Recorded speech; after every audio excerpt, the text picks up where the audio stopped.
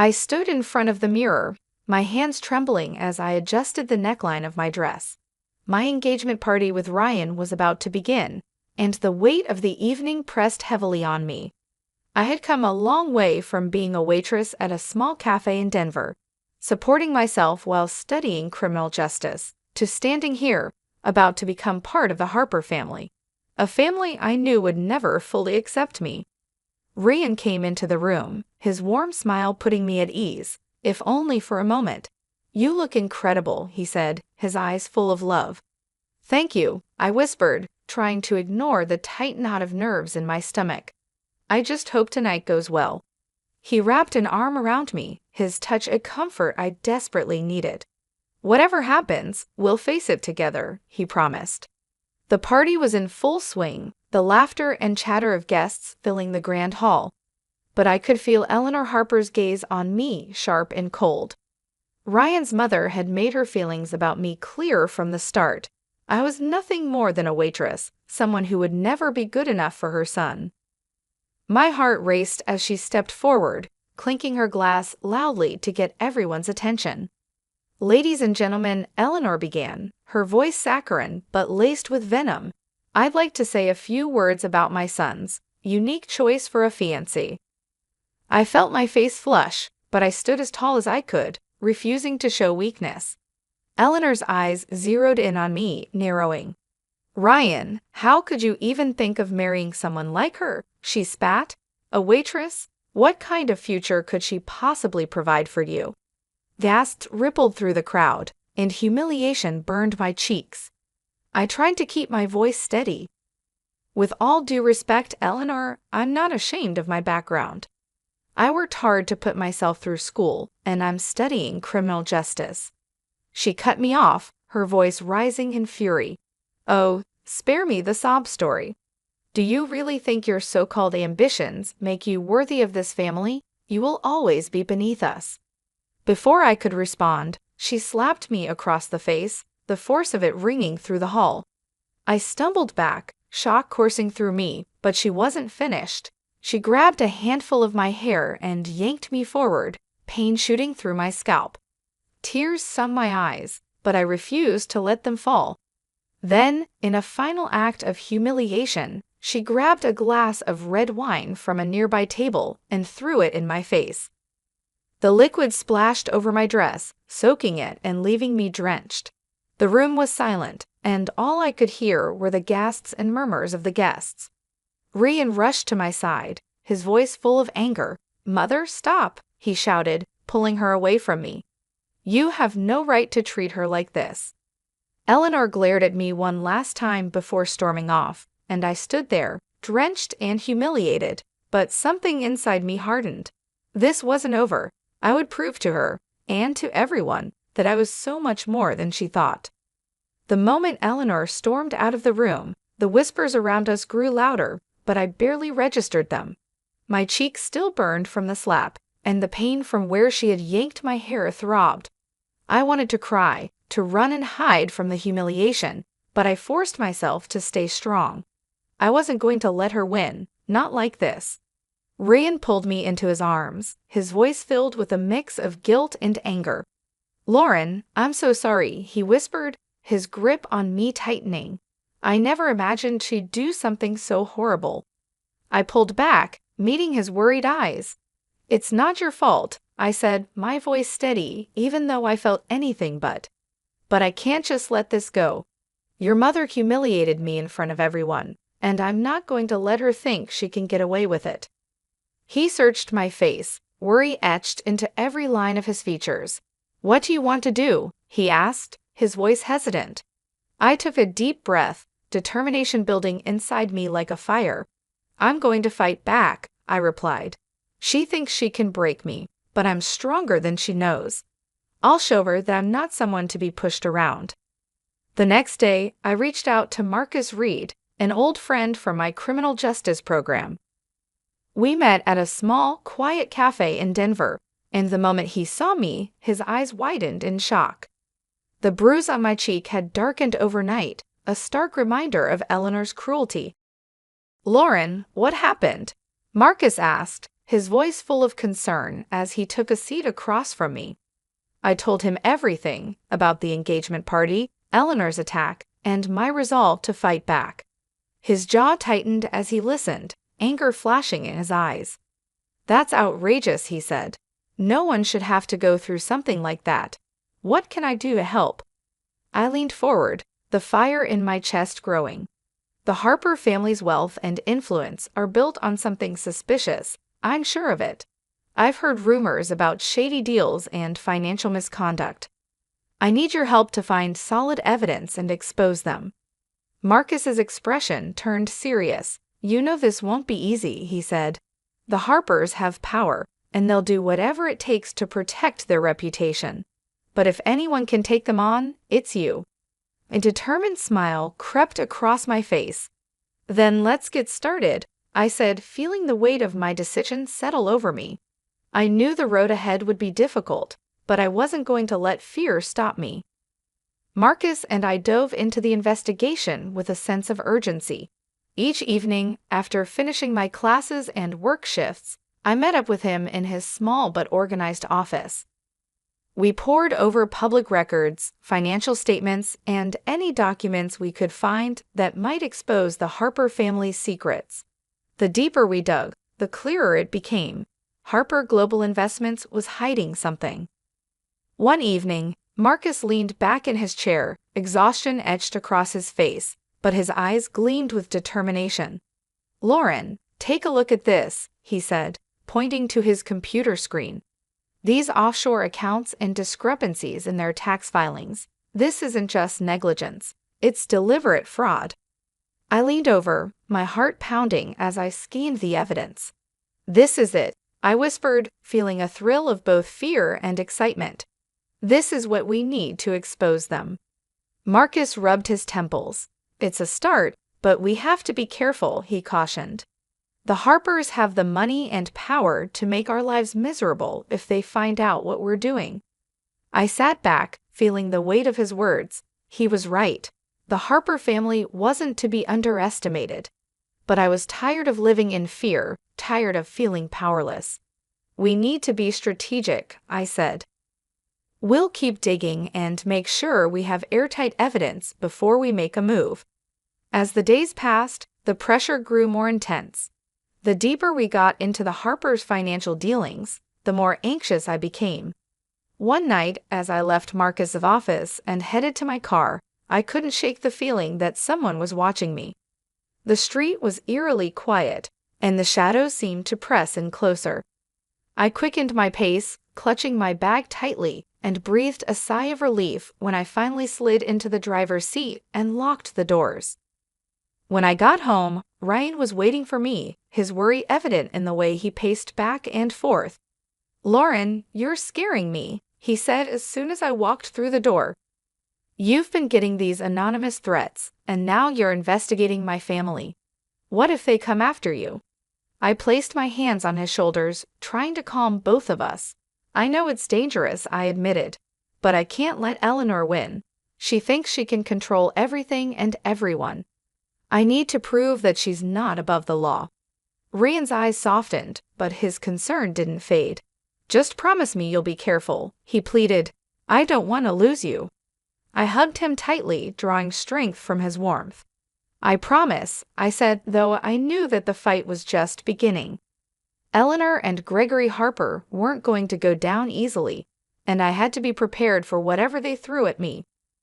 The closer Marcus and I got to the truth, the more dangerous things became. We had discovered a mountain of evidence linking Harper Global Investments to offshore accounts and tax fraud. But as we dug deeper, the threats started to escalate.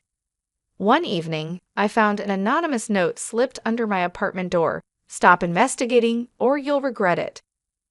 My hands trembled as I read it, but I refused to let fear take over. Instead, I pressed on, more determined than ever. Marcus and I knew we needed help, so we reached out to Rachel Myers, a well-known investigative journalist with a reputation for uncovering corruption. If anyone could bring this story to the public, it was her. We met Rachel at a quiet cafe downtown.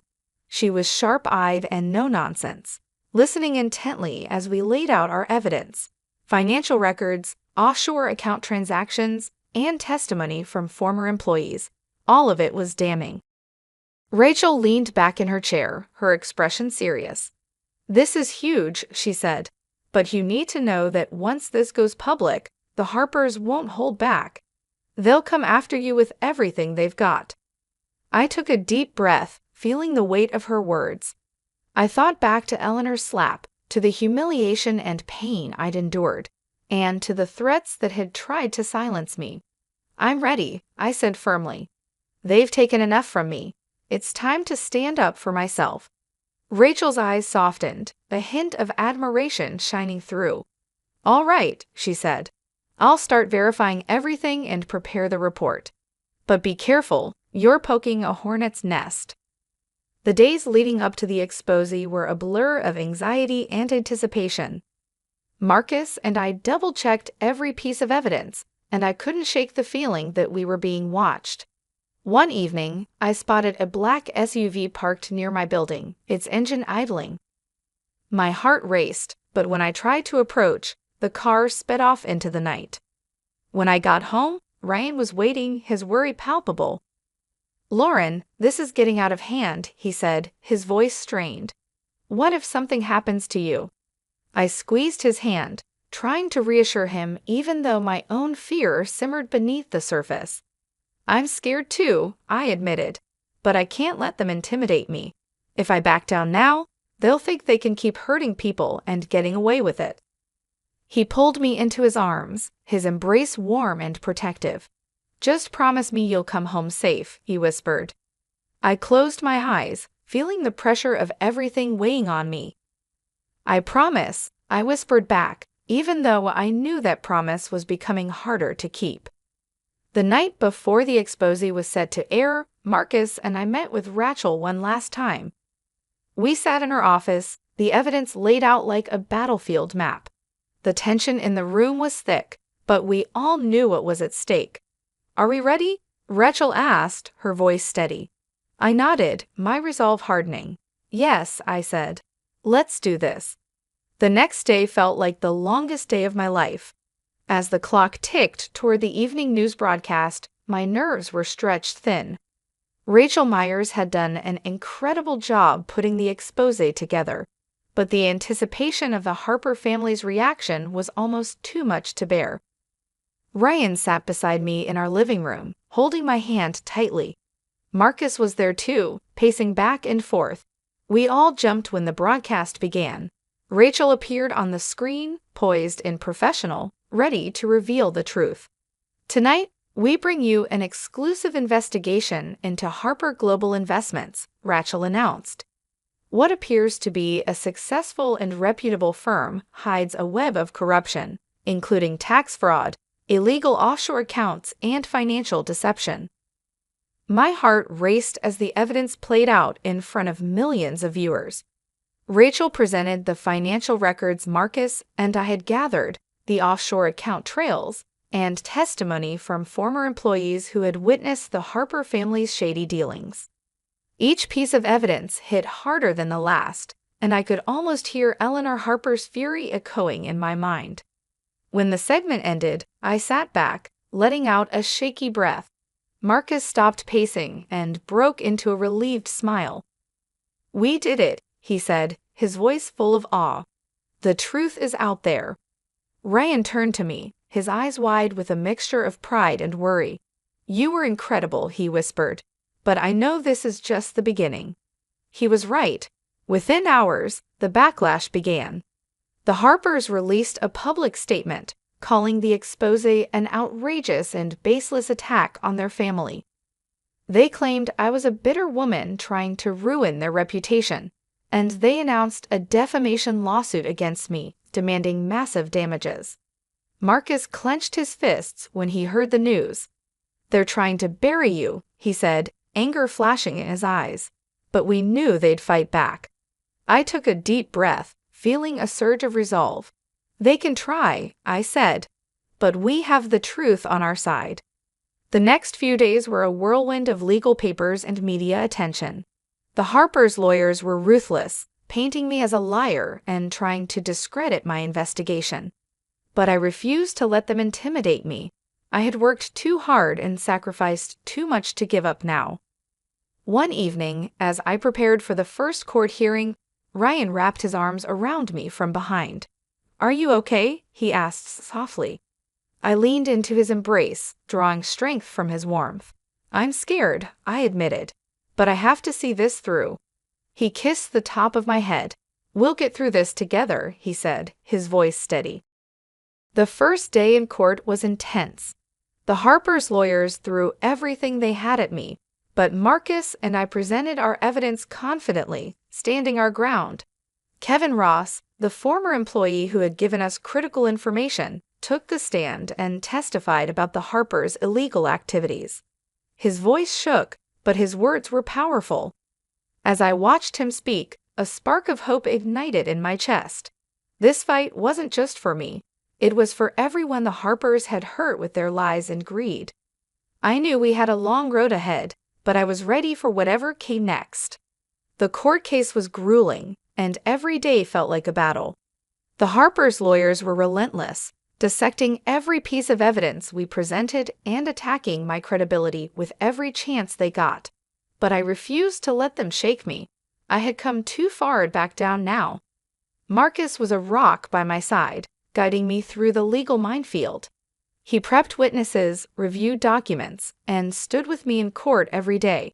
Ryan was there too, never missing a hearing, his presence a constant reminder of why I was fighting so hard. The public had started to rally behind me, and knowing that people believed in my fight gave me strength. One of the most pivotal moments came when Kevin Ross, the former employee of Harper Global Investments, took the stand again. His testimony was crucial, and I held my breath as he spoke, recounting the shady dealings he had witnessed. "I stayed silent for a long time," Kevin said, his voice quivering slightly, "because I was afraid. But seeing Lauren stand up to them gave me the courage to finally tell the truth. The Harpers have been breaking the law for years." The courtroom was silent, every word hanging heavy in the air. The judge took everything in, and I could see the impact Kevin's words had. For the first time in weeks, I felt a glimmer of hope that maybe, just maybe, we could win this. Outside the courthouse, the media swarmed me, shouting questions and jostling for a statement. I held my head high and spoke with as much conviction as I could muster. "This has never been about revenge," I told them. "It's about accountability and standing up for what's right. The truth matters, and I won't let powerful people silence me." Back at home, Ryan wrapped his arms around me as we sat on the couch, exhaustion finally catching up to me. "I'm so proud of you," he whispered. "No matter what happens, you've already won by standing up for yourself." Tears pricked at my eyes, but I fought them back. "Thank you," I said, my voice breaking. "I couldn't have done any of this without you and Marcus. I just want this nightmare to be over." Ryan kissed my forehead, and for a moment, I allowed myself to feel safe. But I knew the battle wasn't over yet. The Harpers still had resources, connections, and the means to fight back with everything they had. Finally, the day of the closing arguments arrived. I sat in court, my heart pounding as our lawyer laid out the case one last time. Marcus squeezed my hand, and I felt a surge of gratitude for everything he had done. We had presented our evidence, and now it was in the judge's hands. After hours of tense waiting, the judge returned with a verdict. My heart pounded as he announced that the defamation case against me was dismissed. The evidence of the Harper family's wrongdoing was compelling enough to launch a criminal investigation into their business practices. Eleanor and Gregory Harper sat in shock as the courtroom erupted in murmurs. The judge ordered them to face criminal charges for tax fraud and financial misconduct. My breath caught in my throat, and tears streamed down my face. We had done it. We had won. Ryan pulled me into a tight hug, his voice thick with emotion. "You did it, Lauren," he said. "You stood up to them and won." Marcus grinned, clapping me on the back. "You're incredible," he said.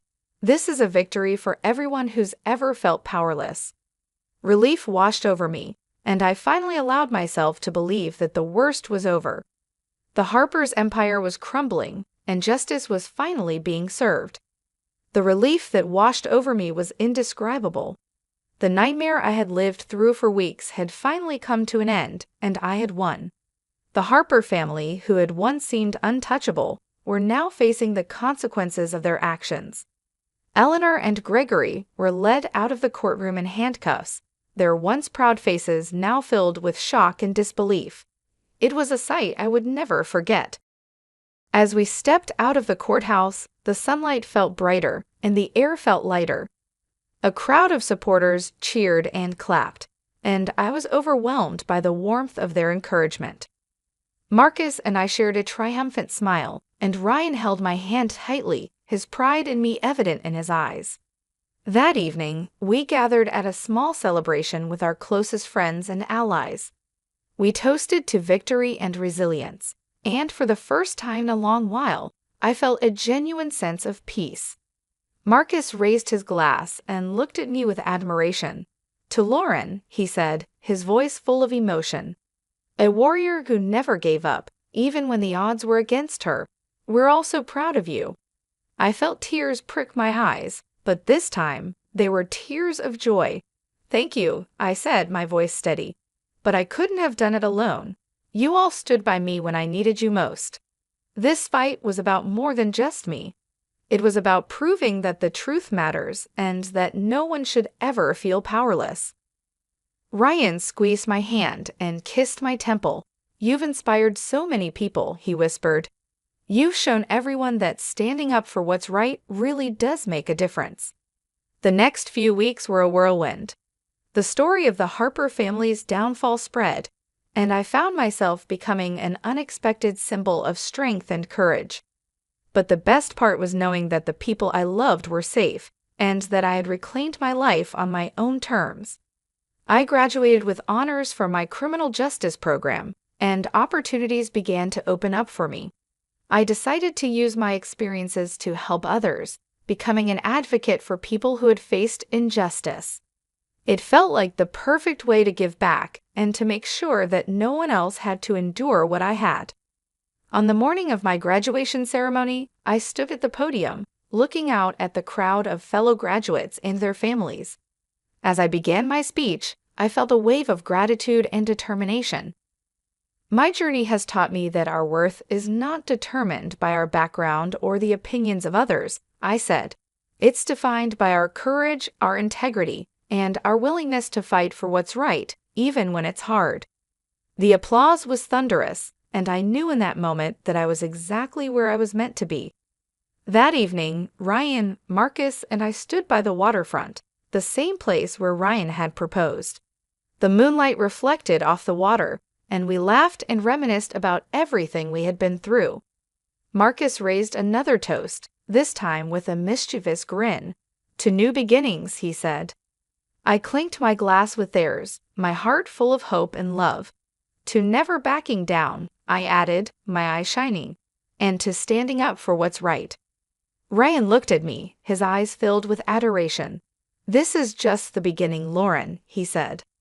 I smiled, knowing he was right. The fight had been long and hard, but I had come out stronger, more determined, and more sure of who I was. With Ryan and my friends by my side, I was ready for whatever the future held. I had proven that even the most powerful adversaries couldn't silence the truth, and I knew that my story was far from over. Thank you so much for watching. If you enjoyed this story and want to hear more, don't forget to give it a thumbs up, leave a comment, and subscribe to the channel. Your support means the world, and I'd love to hear your thoughts or any ideas you have for future stories. So go ahead, make it your own, and become part of our storytelling adventure. See you next time.